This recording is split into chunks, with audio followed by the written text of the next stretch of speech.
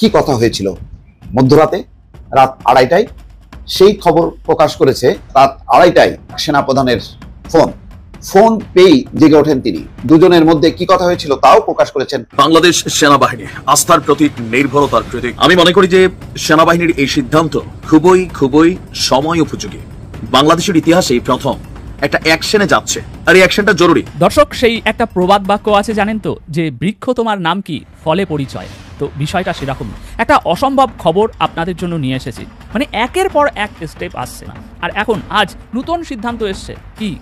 ভারতে আশ্রয় নেওয়া আওয়ামী লীগ নেতারা যে ভয়ানক চাপে ভারতে আশ্রিত আওয়ামী লীগাররা, উনি না জেনে এই কথা বলে নাই যে 90,000 কোটি টাকা এই দেশ থেকে বিদেশে চলে গেছে গত 9-10 মাসে। চিন্তা করা যায় 90,000 কোটি। তাড়াতাড়ি এই টাকার সন্ধান বাইর করেন এবং এই টাকা কে নিছে এদেরকে বাইর করেন, না হলে কিন্তু এই দেশ ধ্বংস হয়ে যাবে। উপদেষ্টা মাহফুজ এবং আসিফের উপদেষ্টা পদ চলে যেতে পারে, সেই ঘটনা কিন্তু শুরু হয়ে গেছে। সে প্রেক্ষাপট তৈরি হচ্ছে। আসলে একটা কঠিন ঘটনা শুরু হয়ে গেছে। এটা নতুন বাংলাদেশ। আসসালামু আলাইকুম দর্শক, ভিডিওর শুরুতে কয়েকটি ভিডিও ফুটেজের অংশ বিশেষ আপনারা দেখেছেন। ভিডিওগুলো দেখেই বুঝতে পেরেছেন আজকের এই ভিডিওটি কতটুকু গুরুত্বপূর্ণ হতে চলেছে। তাই সবাইকে বলবো না টেনে একটু ধৈর্য ধরে সবগুলো ভিডিও আপনারা দেখবেন।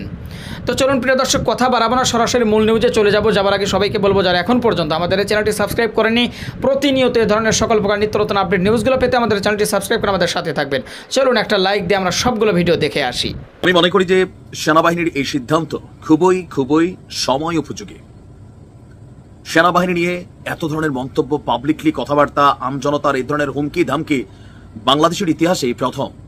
যেহেতু পরিস্থিতিটা একটু বিরূপ, আর যিনি সেনাপ্রধান আছেন কাকতালীয়ভাবে তিনি শেখ হাসিনার আত্মীয় ছিলেন, আর এই বিষয়টাকে ব্যবহার করে মোটামুটি সেনাপ্রধানকে নিয়ে যতটুকু কথা আমরা আসলে সবাই বলছি, যাদের ধরেন সেনাপ্রধানের একটা জুতা পরিষ্কার করারও যোগ্যতা নাই, সেখানে আমরা কমেন্ট করছি একদম ক্যান্টনমেন্ট উড়াই দেবো, এই কর্ম সেই কর্ম, জেনারেল ওয়াকারের এই কর্ম। ভাই, এগুলা আসলে আপনি ভাবেন যে আপনার জায়গা থেকে মানে আর্মির একটা সিপাহী হওয়া আপনার দ্বারা সম্ভব কিনা, যাদেরকে নিয়ে কথা বলছেন। তো এই যে পরিস্থিতি, গতকালকে নাশকতার অভিযোগে বরখাস্তকৃত একজন সেনা সদস্যকে আমাদের সেনাবাহিনী গ্রেপ্তার করেছে। আইএসপির বিজ্ঞপ্তি ছিল, আমি নিউজটা দিচ্ছি, তাই না? এরপরে সেনাবাহিনী একটা বিবৃতি দিয়েছে, একটা অ্যাকশনে যাচ্ছে।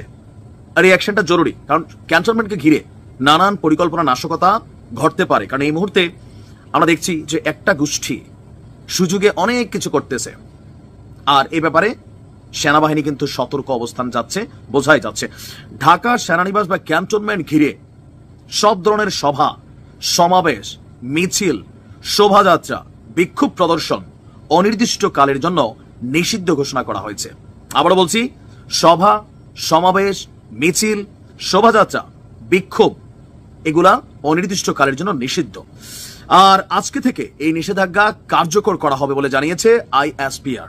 আপনার আইএসপির বিজ্ঞপ্তিতে বলা হয়েছে, রোববার রাতে পরবর্তী নির্দেশ না দেওয়া পর্যন্ত কচুক্ষেত সড়ক, বিজয় সরণি হতে প্রধান উপদেষ্টার কার্যালয় হয়ে বীরশ্রেষ্ঠ শহীদ জাহাঙ্গীর গেট সংলগ্ন এলাকা, বিএফ শাহিন কলেজ হতে মহাখালী ফ্লাইওভার সংলগ্ন এলাকা, সৈনিক ক্লাব মোড়, ভাসানটেক, মাটিকাটা, ইসিবি চত্বর এবং তৎসংলগ্ন এলাকায় সকল প্রকার সভা সমাবেশ, মিছিল, শোভাযাত্রা, বিক্ষোভ প্রদর্শন নিষিদ্ধ করা হলো।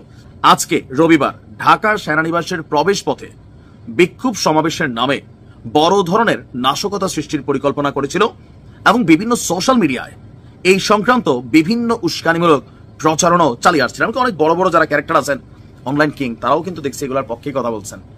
ব্যক্তিগত কারণ থাকতে পারে, অনেকের অনেক ধরনের কারণ থাকতে পারে সেনাপ্রধানের সাথে, কিন্তু সেনাবাহিনীর সাথে যেহেতু তিনি এই মুহূর্তে রানিং একজন সেনাপ্রধান, আর ওনার বক্তব্যে আমরা জানি না আর কি, এখন এক একজন এক একভাবে, বাট আমাদের কাছে মনে হয় না যে এখানে নেগেটিভিটি কিছু আছে। তবে এই সিদ্ধান্তটা খুবই সুন্দর হয়েছে, কারণ এত লেলাই গেলে আবার সমস্যা। বিএনপি নেতা অ্যাডভোকেট ফজলুর রহমান সাহেবের কপাল খুলে গিয়েছে। কেন কপাল খুলে গিয়েছে? আমেরিকা থেকে, নিউ ইয়র্ক থেকে পিসিলা একটি তাকে খোলা চিঠি লিখেছে, আরেকটি চিঠি লিখেছে ভারত থেকে তসলিমা নাসরিন। এট এ টাইম দুইজন নারী তাকে নিয়ে দুটা লেখা তাদের ভেরিফাইড ফেসবুক আইডিতে পোস্ট করেছে, এবং দুইজন নারী দুরকম লিখেছে। একজন লিখেছে ইসলাম বিদ্বেষী এবং আলেম উলামাদেরকে হেয় করে, প্রতিপন্ন করে ফজলুর রহমানের বক্তব্যের প্রতিবাদ করেছে পিসিলা নিউ ইয়র্ক থেকে। আর ভারত থেকে তসলিমা নাসরিন একমাত্র ফজলুর রহমানই সত্যবাদী, সত্য কথা বলেন, তার নিরাপত্তা এবং তার জন্য ভালো কিছু কামনা করে লিখেছেন তসলিমা নাসরিন। এবার আপনাদের সামনে দুজনের বক্তব্য আমি তাদের ভেরিফাইড আইডি থেকে তুলে ধরছি। প্রথমে যাচ্ছি নিউ ইয়র্ক থেকে, পিসিলা কি লিখেছেন। একজন সম্মানিত চাচা, বয়সের কারণে যিনি সমাজের একজন মুরব্বী হিসাবে পরিচিত, সম্প্রতি একটা ইন্টারভিউতে মন্তব্য করেছেন হুজুররা মানুষের বাড়ি খায়, দান খয়রাত নিয়ে চলে। পিসিলা চাচা হিসাবে অ্যাডভোকেট ফজলুর রহমানকে সম্বোধন করেছেন, কারণ পিসিলার বাবার চাইতে ফজলুর রহমান সাহেবের বয়স বেশি ছাড়া কম হবে না। সে কারণে পিসিলার জায়গা থেকে চাচা সম্বোধন করতে পারেন, কিন্তু সে বলেছে হুজুররা মানুষের বাড়ি খা, দান খয়রাত নিয়ে চলে, এমন একটা বক্তব্য ফজলুর রহমান সাহেব একটা টেলিভিশনের সাক্ষাৎকারে, একটা টেলিভিশনের টক শোতে বলেছেন। এই বক্তব্য হয়তো বাস্তবতার একটি দিক আছে, তবে বিষয়টি উপস্থাপন ভিন্নভাবে করা উচিত ছিল বলে আমি মনে করি। সে মনে করছে যে এটার বাস্তবতা থাকলেও ভিন্নভাবে সম্মানের সাথে এটাকে তুলে ধরা দরকার ছিল। এখানে আরো সে লিখেছে, আমার জানা মতে শুধু ইসলাম ধর্ম নয়, পৃথিবীর প্রায় সব ধর্মেই যারা ধর্মীয় শিক্ষায় শিক্ষিত হন, যারা সাধনা করেন, সমাজ তাদের সম্মান করে, উপহার শ্রদ্ধা জানিয়ে তাদের দেখাশোনা করেন। সমাজ তাদেরকে শ্রদ্ধা জানিয়ে উপহার দেন এবং তাদের দেখাশোনা করেন। এর কিছু উদাহরণ সে তুলে ধরেছে পৃথিবীর বিভিন্ন দেশে কিভাবে করা হয়। সে লিখেছে, আমেরিকাতেও ধর্মীয় নেতা বা ফাদারদের অনেকেই গির্জায় অনুদান ও দান খয়রাতে জীবনযাপন করেন। আমেরিকার গির্জায়, চার্চে যারা থাকেন, খ্রিস্টান ধর্মের যারা পাপা বা পাদ্রী, তাদেরও সেখানে দান খয়রাতের ভিতরেই তারা চলাফেরা করেন এবং তারা বসবাস করেন। এই সম্মানকে আপনি দান বলুন কিংবা উপহার বলুন, অথবা কেউ কেউ ভিক্ষা বলতে পারেন, সেটা তার যার যার দৃষ্টিভঙ্গি এবং ভাষার রুচির উপর নির্ভর করে। এবার রুচি নিয়ে টান দিয়েছে কার? অ্যাডভোকেট ফজলুর রহমানের। অ্যাডভোকেট ফজলুর রহমানের রুচি হলো হুজুররা মানুষের বাড়িতে খায় আর হুজুররা মানুষের দান খয়রাত নিয়ে চলে। দান খয়রাতের বিরুদ্ধে সে এই কথাগুলা বলেছে পিসিলা নিউ ইয়র্ক থেকে। এবার পিসিলা আরো লিখেছে, আমি অন্তত বিনয়ের সাথে বলতে চাই, বাংলাদেশে এমন অনেক আলেম ও বক্তা আছে যারা একটি মাহফিলে মাত্র 1 ঘন্টা বক্তব্যের জন্য 20-30 লক্ষ টাকা পর্যন্ত হাদিয়া নিতে পারেন। মানুষ দেবে, মানে চাইলে 20-30 লক্ষ টাকা দিবে। এমনও আলেম হুজুর 1 ঘন্টা বক্তব্য দিলে পাবে, এরকম মানুষ, এরকম জনপ্রিয় মানুষ, জনপ্রিয় আলেম বাংলাদেশে আছে। এটা কে বলছে? তসলিমা নয়, এটা বলছে পিসিলা নিউ ইয়র্ক থেকে। তসলিমার বিষয়ে আমি যাচ্ছি আর একটু পিসিলার কথাটা শেষ করে নিচ্ছি। অথচ এমন কোন রাজনীতিবিদ নেই যিনি 1 ঘন্টা বক্তৃতার জন্য 1 লক্ষ টাকা পাবেন শুধুমাত্র বক্তৃতার দক্ষতার ভিত্তিতে। মানে রাজনীতিবিদকে প্রশ্ন করছে যে হুজুররা ভিক্ষা করে খা, মানুষের দান খয়রাত করে খা, এমন কথা আপনি বলছেন, যেখানে অপরদিকে এমনও আলেম আছে যারা 20-30 লক্ষ টাকা চাইলে 1 ঘন্টার বক্তব্যের জন্য পাবেন। কিন্তু কোন রাজনীতিবিদ নাই যে 1 ঘন্টা বক্তব্য দিলে 1 লক্ষ টাকা পাবে, এমন কোন দক্ষ রাজনীতিবিদ বাংলাদেশে নাই। দক্ষ রাজনীতিবিদ নাই, এটা সে বলেছে। অপরদিকে যেমন ডক্টর মোহাম্মদ ইউনূস স্যার বিশ্ব দরবারে যখন বক্তব্য রাখেন, উনি যখন বিভিন্ন বিশ্ববিদ্যালয়ে বক্তব্য রাখেন, ওনাকে শুধু লক্ষ লক্ষ টাকা না, লক্ষ লক্ষ ডলারও দেওয়া হয়। সেই ডক্টর মোহাম্মদ ইউনূস কিন্তু আছেন। এরকম আরো কিছু মানুষ বাংলাদেশি বংশধর আছেন পৃথিবীতে, যাদের ঘন্টায় বক্তব্যের ভ্যালু লক্ষ লক্ষ ডলার। পিসিলা বলছে এটা বাংলাদেশের বাস্তবতা। এই দেশের মানুষ ধার্মিক, ধর্মকে ভালোবাসে, এটা কোনো অপরাধ নয়, বরং একটি শক্ত সামাজিক রুচি সংস্কৃতির প্রতিফলন। এটা আমাদের সামাজিকতা।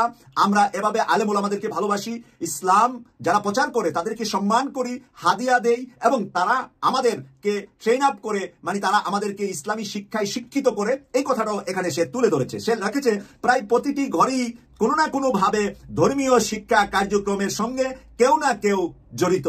প্রতিটা ঘরে, প্রতিটা শিশুর ছোটবেলা শুরু হয় হুজুরের কাছে কোরআন শেখার মধ্য দিয়ে। আমাদেরকে স্মরণ করিয়ে দিচ্ছে আমাদের ছোটকাল, বাল্যকাল। আমরা আমাদের এলাকার, অঞ্চলে, গ্রামের, শহরের, বন্দরের, মসজিদ, মাদ্রাসা, মক্তবেই আমরা কোরআন শিখেছি। তাই তাদের কাছে আমাদের ছোটবেলা ইসলাম শিক্ষা শুরু হয়, সেটা সে বলেছে। এবং বলেছে প্রতিটা মানুষের জীবনে একজন প্রিয় হুজুর থাকেন, একজন আলেম থাকেন, একজন বক্তা থাকেন, যাদের কথা, আচরণ ও নসিহা মানুষের হৃদয়ে স্থান পায়। আসলেই তো আছে, আপনার প্রিয় একজন না একজন আছে। আপনি একজন না একজনের কাছে কোরআন শিখেছেন। ফজলুর রহমান সাহেবও একজনের কাছে নিশ্চয়ই ছোটবেলা কোরআন শিখেছিলেন। ওনার পিতামাতা তো মুসলমান ছিলেন, পিতামাতা তো আর নাস্তিক ছিলেন না যে ওনার পিতামাতা নাস্তিক, ওনাকে কোরআন শিক্ষা দেয় নাই, মক্তবে পাঠান নাই। এই কথা তো অ্যাডভোকেট ফজলুর রহমান ভাই কখনো বলেন নাই যে আমি জীবনে কোরআন পড়ি নাই, আমি জীবনে মসজিদে যাই নাই, আমি জীবনে ইসলাম শিখি নাই। তাহলে ফজলুর রহমান সাহেব যদি ইসলাম শিখে থাকেন, উনি যদি মক্তবে যেয়ে থাকেন, উনি যদি মাদ্রাসায় যেয়ে থাকেন, নিশ্চয়ই হুজুরকে হাদিয়া দিয়েছেন। উনিও দিয়েছেন, ওনার পিতামাতাও দিয়েছেন। তাহলে কি এটা ওনার পিতামাতা ভুল করেছে? ভিক্ষা দিয়েছিল, ভিক্ষার সাথে তুলনা করা বা ভিক্ষা নেওয়া বা দান খয়রাত নেওয়া। খয়রাত কিন্তু অনেক অঞ্চলে ভিক্ষাকে খয়রাত বলে। আমাদের অঞ্চলে ভিক্ষা বলে, আপনাদের বিভিন্ন অঞ্চলে বিভিন্ন নামে কিন্তু ভিক্ষাটাকে বলে খয়রাত নেওয়া, ভিক্ষা নেওয়া। তো সেই জায়গায় হুজুরদেরকে তুলনা করা কোনো এক টেলিভিশন টক শোতে এটার প্রতিবাদ করেছেন পিসিলা নিউ ইয়র্ক থেকে। এবার তসলিমা নাসরিন ভারত থেকে অ্যাডভোকেট ফজলুর রহমানকে নিয়ে কি লিখেছেন তার ভেরিফাইড ফেসবুক আইডিতে, তা আমি আপনাদের সামনে তুলে ধরছি। বাংলাদেশে আপাতত এই একজন আইনজীবী রাজনীতিবিদ আছেন যিনি শ্রদ্ধা পাওয়ার যোগ্য, তিনি হলেন অ্যাডভোকেট ফজলুর রহমান। তিনি নির্ভয়ে সত্য কথা বলে থাকেন, তার সব কথাই মানি, শুধুমাত্র ইসলাম মহান বাক্যটি ছাড়া। ফজলুর রহমানের সব কথা মানে, কিন্তু ফজলুর রহমান কোথাও ইসলাম মহান হয়তো বলেছেন বা বলে থাকেন, সেই কারণে তাসলিমা নাসরিন ওই কথাটা ছাড়া তাসলিমা নাসরিন বাকি সব কথা তার মানে। এবং একজনই বাংলাদেশে আপাতত সৎ, যোগ্য, মেধাবী আইনজীবী রাজনীতিবিদ আছেন যিনি সত্য কথা বলেন, তিনি হলেন অ্যাডভোকেট ফজলুর রহমান। কার দৃষ্টিভঙ্গিতে? তাসলিমা নাসরিন, ডাক্তার তাসলিমা নাসরিন। যারা আমার বয়সের আছেন, যারা আমার চেয়ে বড় আছেন, তারা তাসলিমা নাসরিনের যৌবনকাল, ইয়াংকাল, তার কীর্তিকলাপ সব জানেন। আর যারা ভেরি ইয়াং, যাদের বয়স এখন 20-25, অনেকে হয়তো বা জানেন না, তারপরেও মিডিয়ার কারণে, সোশ্যাল মিডিয়ার কারণে অনেক কিছু তাসলিমার ওপেন আছে, অনেক কিছু আপনারা জানেন। ডাক্তার তাসলিমা কিরকম নারী এবং তার কি চরিত্র, তার চরিত্র নিয়ে আমি কথা বলছি না, আপনারা জানেন বলে সেটাকে আমি রিপিট করছি না। এবার সে কি লিখেছে, তার বিরুদ্ধে জিহাদিরা এখন জড়ো হচ্ছে। অ্যাডভোকেট ফজলুর রহমানের বিরুদ্ধে যারা কথা বলে তারা হলেন তাসলিমা নাসরিনের চোখে জিহাদি। এই সকল জিহাদি ঐক্য হচ্ছে তার বিরুদ্ধে। কার বিরুদ্ধে? অ্যাডভোকেট ফজলুর রহমানের বিরুদ্ধে। খুনি জিহাদিদের হাত থেকে বাঁচার জন্য তার নিরাপত্তা রক্ষী দরকার। অ্যাডভোকেট ফজলুর রহমান বাংলাদেশে আর তসলিমা নাসরিন ভারতে। সেখানে বসে তসলিমা নাসরিন চিন্তিত অ্যাডভোকেট ফজলুর রহমানকে নিয়ে, জিহাদিরা তার বিরুদ্ধে দাঁড়াবে, তার এখন নিরাপত্তা রক্ষী দরকার। আমি একটু তসলিমা নাসরিনকে যদি বলি, আপনি ভারত থেকে এসে আপনার মতো আরো 4 জন মিলে ফজলুর রহমান সাহেবের নিরাপত্তার দায়িত্বটা নিলে আমার মনে হয় ভালো নিরাপদে থাকবে। আপনি কেন বসে আছেন ভারতে? হাসিনাও নাই, কেউ নাই। এখন চলে আসেন, ডক্টর ইউনূস স্যার নিরপেক্ষ মানুষ, অন্তর্বর্তীকালীন সরকারের কাছে আপনি নিরাপদে থাকতে পারবেন। বাংলাদেশে এসে আপনার মতো সাহসী নারীরা 4 জন মিলে অ্যাডভোকেট ফজলুর রহমানের নিরাপত্তার দায়িত্বটা নিলে আমার মনে হয় ভালো হবে। সেনাপ্রধান রাজনীতিতে বড় কিছু ঘটানোর প্রজেক্ট শুরু করে দিয়েছে, এরকম ইঙ্গিত আমরা পাচ্ছি। ঘটনা কিছুটা শুরু হয়ে গিয়েছে এবং এটা জনগণের জন্য জরুরি সতর্কবার্তা। দর্শক, কোনো দেশের, আমরা কিন্তু সেনাবাহিনীর বিরুদ্ধে বলছি, সেনাবাহিনী আমাদের গর্ব, সেনাবাহিনী আমাদের স্বাধীনতা সার্বভৌমত্বের রক্ষার প্রতীক, সেনাবাহিনীর উপর আমাদের আস্থা, বাংলাদেশ সেনাবাহিনী বাংলাদেশের গর্ব। কিন্তু বাংলাদেশ সেনাবাহিনীর অনেক অফিসার যে বিতর্কিত, সেটা তো আমরা দেখেছি যে তাদেরকে বরখাস্ত করা হয়েছে, ব্যবস্থা নেওয়া হয়েছে, এরকম অনেক অঘটন ঘটিয়েছেন না অনেক ব্যক্তি অফিসার। আমরা ব্যক্তির বিরুদ্ধে বলছি, কখনো ইনস্টিটিউটের বিরুদ্ধে না। আবার কেউ যদি সেনাবাহিনীর বিরুদ্ধে ষড়যন্ত্র করে, ক্যান্টনমেন্ট এলাকায় কোনো অঘটন করার চেষ্টা করে, আমরা তার বিরুদ্ধে ব্যবস্থা নেওয়া হোক, যেটা হয়েছে অলরেডি, এটার পক্ষে আমরা। কিন্তু মনে রাখবেন, সেনাপ্রধানের ক্ষমতা নেওয়ার খায়েশ দেশে একটা অস্থিতিশীল পরিস্থিতিতে, এটা পৃথিবীর সব জায়গায়, এটা যুগ যুগ ধরে চলে আসছে। আর পাকিস্তানে তো রাজনীতি নিয়ন্ত্রণই করে সেনাবাহিনী। তো বাংলাদেশে একসময় ছিল সকাল সন্ধ্যা সেনা অভ্যুত্থান হতো 80 দশকে 90 দশকে, আপনারা দেখেছেন না? কিন্তু সেই যুগ আশা করি এখন আর নেই। কিন্তু তারপরও ধীরে ধীরে একটা পরিস্থিতি তৈরি করা হতে পারে। যেমন প্রথমে সেনাপ্রধান নিজের ইমেজ বিল্ডিং করবেন কিভাবে? যেমন আমরা দেখেছি আমাদের সেনাপ্রধান নামাজ পড়ান, বঙ্গভবনে যে তার ছবি তুলে কেউ না কেউ পাবলিশ করেছে এবং সেটা নিয়ে সব গণমাধ্যমে রিপোর্ট হয়েছে। এখন তিনি ইমামতি, এটা আমি যেটা জানতে পেরেছি, সেনাবাহিনীর অনেক অফিসারদের সাথে আমি চলি, তিনি অনেক আগে থেকে ইমামতি করতে পারেন, তিনি ভালো কোরআন তেলাওয়াত করতে পারেন, তিনি নামাজি লোক, সবসময় নামাজ পড়েন, মানে সুযোগ পেলেই তিনি ইমামতি করেন। এটা তো আগে কোনো ছবি এরকম আসেনি। কিন্তু বঙ্গভবনের একেবারে গোপন হলরুমের ছবি কে বা কারা ছড়িয়ে দিয়েছে, ওটা বলা হয় যে ইমেজ বিল্ডিং, যে তিনি ভালো মানুষ, ইমানদার মানুষ, সেনাপ্রধান হয়ে তিনি নামাজ পড়াতে করেন, অতএব তিনি ভালো মানুষ, এরকম একটা বার্তা দেয়া, এটা একটা উদ্দেশ্য। এরপরে ধীরে ধীরে রমজানে অনেক ইফতার পার্টি করেছেন, পাঞ্জাবি পরে ঘুরেছেন, এটা একটা ইমেজ বিল্ডিং, যে মানুষের সাথে মিশেন, জুলাইয়ের প্রতি তার কমিটমেন্ট আছে। বিদেশ সফর করেছেন, এটা আরো ইম্পর্টেন্ট। তো মজার বিষয় হচ্ছে, সেনাপ্রধান যতটুকু ইমেজ বিল্ডিং করেন, ভারত আবার তাকিয়ে দেয়। কিভাবে? ভারত তার প্রশংসা করে, কারণ ভারত প্রশংসা করলে মানুষ আবার এটাকে নেগেটিভ দেয়। এরপরে সাম্প্রতিক একটা খবর, জাহাঙ্গীর গেট সহ ঢাকার বিভিন্ন এলাকায় সভা সমাবেশ নিষেধাজ্ঞা, মানে ক্যান্টনমেন্ট বা ক্যান্টনমেন্টের আশেপাশে এলাকায় সভা সমাবেশ করা যাবে। নর্মালি ক্যান্টনমেন্ট বা ক্যান্টনমেন্টের আশেপাশে এলাকায় সভা সমাবেশ করা হয় না, খুব ব্যতিক্রম। তারপরও এই জিনিসটা আমাদেরকে একটু নজরে রাখতে হবে। আসলেই যদি কেউ ক্যান্টনমেন্ট বা ক্যান্টনমেন্ট এরিয়া কিন্তু বিশৃঙ্খলা সৃষ্টি করতে চায়, তাদের বিরুদ্ধে ব্যবস্থা নিক, আমরা সেই ব্যবস্থা সহযোগিতা করবো, যে না, এটা উচিত নয়। কিন্তু যদি এরকম হয়, এরকম কিন্তু হয়, এরকম এক্সাম্পল পৃথিবীতে আছে, যে ধীরে ধীরে আগে সেনাবাহিনীর প্রধানের ইমেজ বিল্ডিং করছে, এই জন্য আমরা কিন্তু সেনাবাহিনী বলি, সেনাপ্রধান হতে পারে তার ব্যক্তিগত উদ্যোগটা। এরপরে ধীরে ধীরে যে তার ক্ষমতা নেওয়ার একটা খায়েশ আছে, যে পরিস্থিতি, একটা নৈরাজ্যকর পরিস্থিতি সৃষ্টি হলে তিনি পাওয়ার টেক ওভার করবেন। এখন পাওয়ার টেক ওভার করলে তো আন্দোলন হবে, আর আন্দোলনটা হলে জাহাঙ্গীর গেট কেন্দ্রিক হবে। আগে ভাগে ওইসব এলাকা কেন্দ্রিক আন্দোলন নিষেধাজ্ঞা করে রাখি, ওদিকে যেন মানুষ না যায়, এই প্র্যাকটিসটা আগে ভাগে করে রাখি, বা গেলে যেন কঠিন ব্যবস্থা নেওয়া যায়। এই জন্য বেশ আগে ভাগে আমরা ওইসব এলাকায় সভা সমাবেশ নিষিদ্ধ করে রাখি, হতে পারে সেটা। দর্শক, পিনাকি ভট্টাচার্য নিয়মিত বলে আসছেন যে সেনাপ্রধান নানান আপত্তিকর বৈঠক করছেন এবং বিভিন্ন সময় বিভিন্ন অঘটন ঘটানোর বা পাওয়ার টেক ওভার করার সব করছেন, নিয়মিত বলে আসছেন, তিনি ফাও বলছেন না। আবার সেনাপ্রধানের যে ব্যক্তিগত কিছু এজেন্ট আছে, যাদেরকে কচুখ্যাতি বলেন অনেকে, তাদের প্রভাব দিনকে দিন বাড়ছে। তাদের ফেসবুক পোস্টে হাহারি এক দিলেও নাকি চাকরি চলে যায়, এই পর্যায়ে চলে গেছে। অতএব এগুলো আমাদের চিন্তার বিষয়, এগুলো নজরে রাখার বিষয়, যে এই জাহাঙ্গীর বা এলাকায় মিছিল সমাবেশ করা যাবে না, এভাবে একটা পরিস্থিতি তৈরি করে বা করলে যেন ব্যবস্থা নেওয়া যায়, এগুলো সব ঠিকঠাক করে একটা অস্থিতিশীল পরিবেশ তৈরি করে তারপর পাওয়ার টেক ওভার, এরকম যেন না হয়। এরকম হতে পারে, অসম্ভব না।